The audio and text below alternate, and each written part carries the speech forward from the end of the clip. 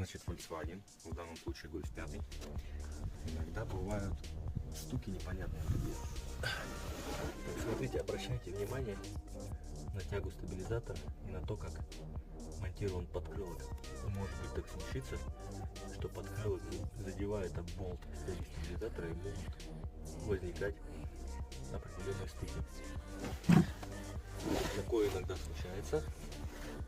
Не говорю, что это именно наш случай, но обращайте на это внимание. А вот смотрите, что у нас происходит с другой стороны. Смотрите, видите, подкрылок практически касается тяги болта стабилизатора, точнее болта тяги стабилизатора. Так что нам нужно будет все это дело закрепить как следует и немножко отдалить подкрылок от